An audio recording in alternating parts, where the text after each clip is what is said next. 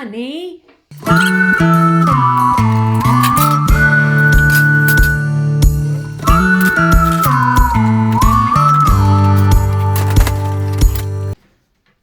Okay, we kind of got the cart before the horse. We're putting in a new dishwasher.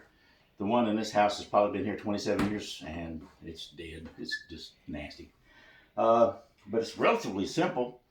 There's only 3 main connections that you have to deal with when you take one out, which I guess we should have filmed it before we took it out. But you have the drain hose, which goes into the side of your disposal that's underneath the sink. You have 110 volt power supply you have to unplug, real easy. And then you have a line for water that goes directly into a separate hot water cutoff valve underneath the sink. So, and these run all back in behind. If you'll step around here, they run back in behind and through to the back of your sink. So there's holes, you'll see them right there behind the bucket that these lines run through. Now when we go back to hook up the new one, you'll see how it connects to the dishwasher. I hadn't done this in a long time, but evidently there's a separate line that the water runs to go into the dishwasher, and we'll show you that as we get there. Okay? Okay, we're moving it, and we're peeing a stream because there is some water in the bottom of the dishwasher.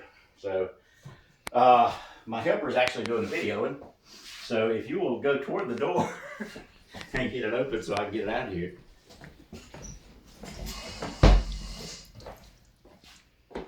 But they said it would be normal for some water to leak out like that. It would be normal for water to leak out on the old one and as well as the new one, because they all test all the new ones before they put them in the box.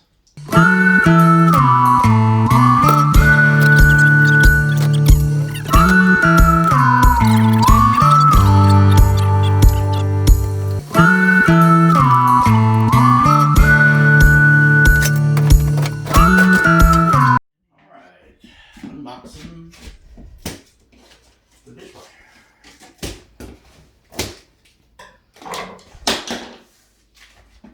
Oops, meant to do that.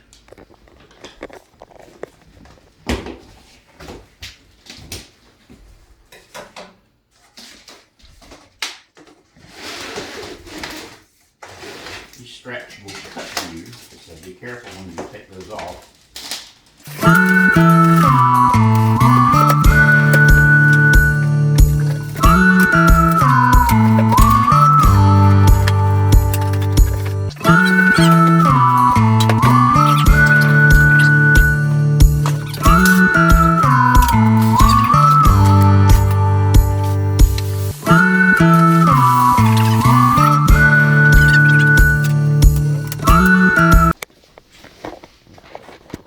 Okay, let me see if I can lift this up.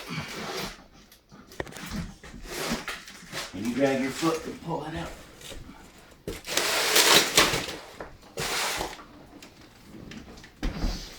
Okay. One of the things I'm going to have to do to this is lay it forward. And I'm going to lay it on this piece of styrofoam so I can connect the power to the car, to the cable, and not scratch it up.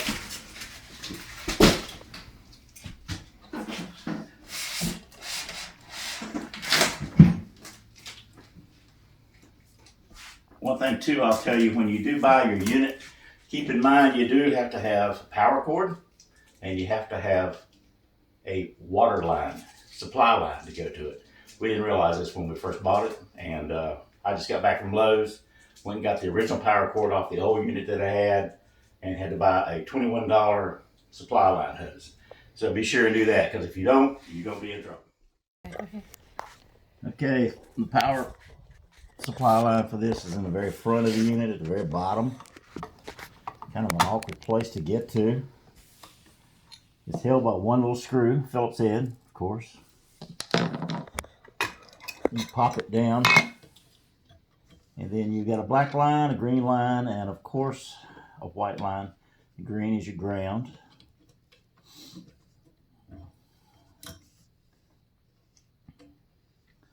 So I'll need to get my cable, power cable, and attach it to it.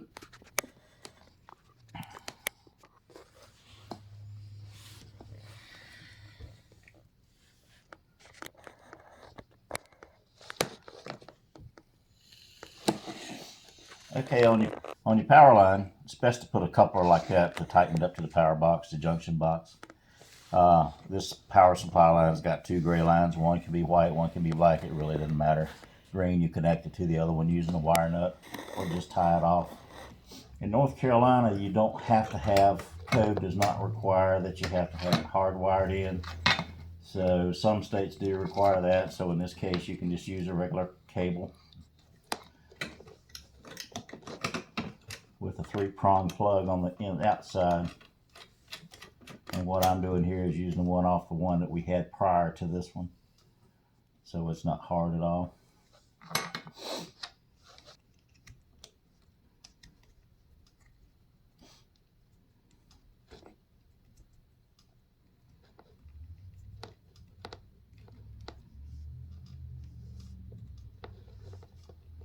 Okay, we have the white one or the black one connected. Just wrap the wires around together as best you can with your fingers. And then when you put the wire nuts on it, it kind of tightens it up even more.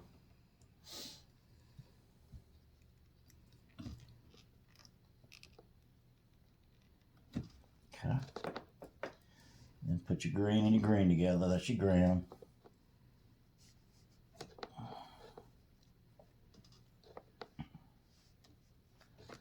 And then tuck everything back up in the little aluminum box Samsung has provided for you. Cover it back up.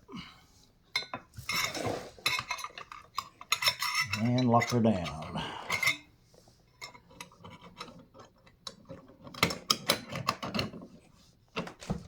And that's it. Alright, now that you got the power line hooked, the next thing you know to do is hook the water. It comes with this unit here, this little valve. You just take it off and pull this off. Don't read this because that's instructions and throw them away. Then you have to purchase this hose right here and this connector. This is your connector that joins to the dishwasher, and this is your supply line. It's an 8-foot braided stainless steel hose. It'll last forever.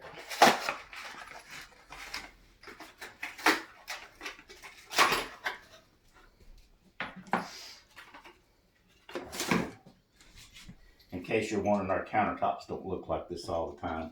This is just the stuff that was underneath the dishwasher, underneath the cabinet. Sink, not the dishwasher. Sink, I'll get it right in a minute. Thanks, Gigi, for helping me out there. Then just tighten it up as best you can. Take your pair of vice grips and open them up a little bit. And you can get a little snugger bite. You don't want to make it too tight.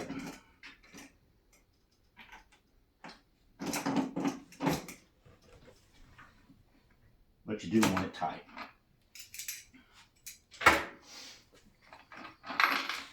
Because trust me, and I hope it doesn't happen, but I hate plumbing. The last thing you want to do is put everything together and then pull it out and it's still leaking.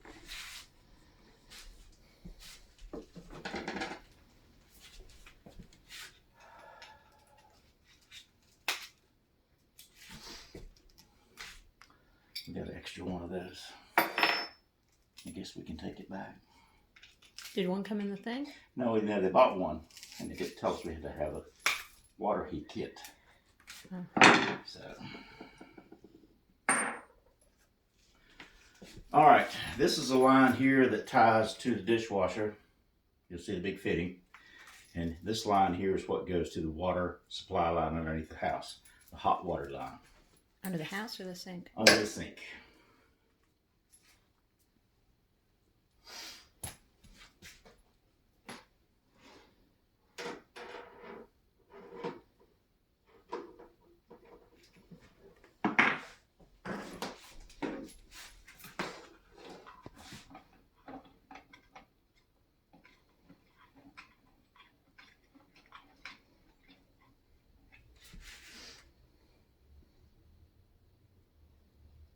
What are you looking for?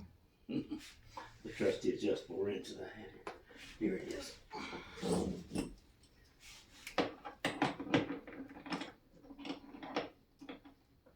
I know real plumbers and mechanics are not supposed to use adjustable wrenches, but I'm not a real plumber or a mechanic. And they work just fine.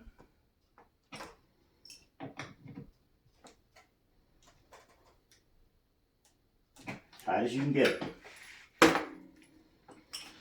Now we have 1, 2, 3 lines that we've got to run through the wall underneath the sink. Supply line for water.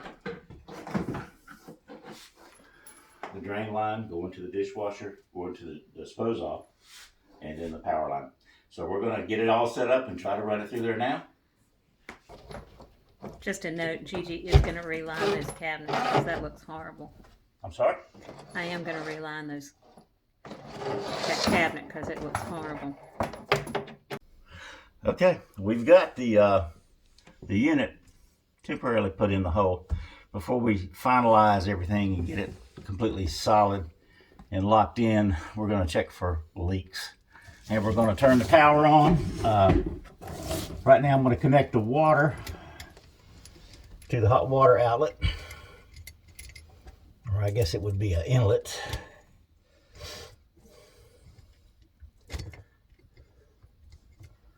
Whatever you do, use this compression fittings. Always start them straight.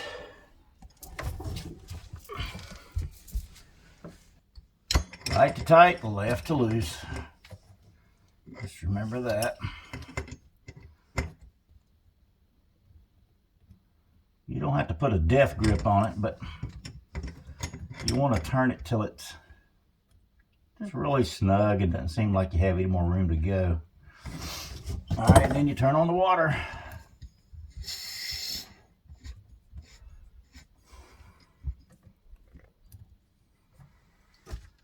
No leaks on that end. That's good. All right. Water and power, two wonderful things. Now let's plug this in to make sure we got it right and don't blow any breakers. Nothing popped. All the lights are still on. That's good.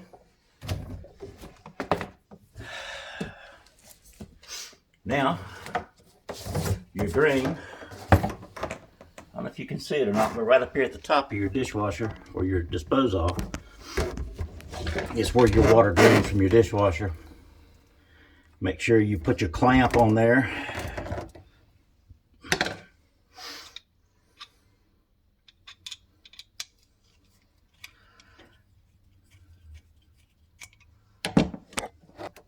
And then just slide it on from the backside. I can't get the camera to see. And then tighten it up. Okay, let's open it up and see what we got on the inside. Piece of tape here. I'll have to get all that off. We bought this refrigerator, I don't know, 4 or 5 years ago, Samsung. Nothing great luck out of that, so finally time to catch up here.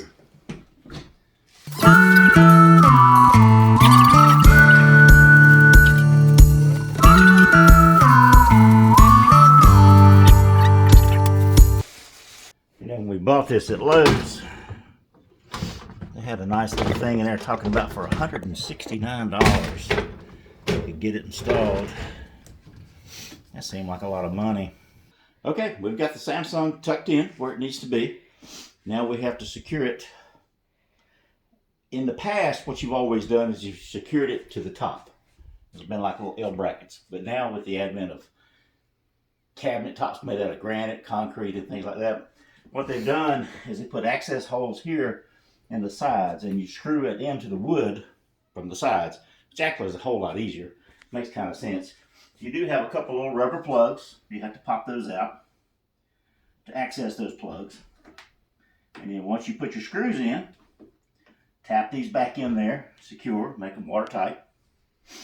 And then you're locked and loaded, and hopefully you're good to go.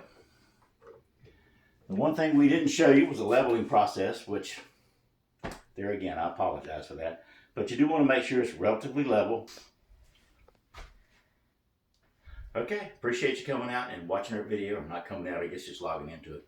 You'll have to forgive us. This is our first kind of shot at videoing and teaching you something that we really are learning along the fly. I put in a dishwasher probably 20 years ago. A few things have changed, especially like the brackets that connected at the top are different. Of course, the countertops are a lot different. Of course, this one's not.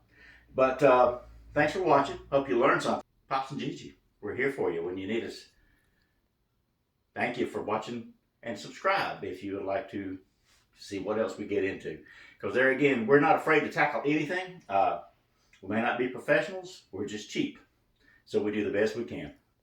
Thumbs up to help us out, if you will. Take care.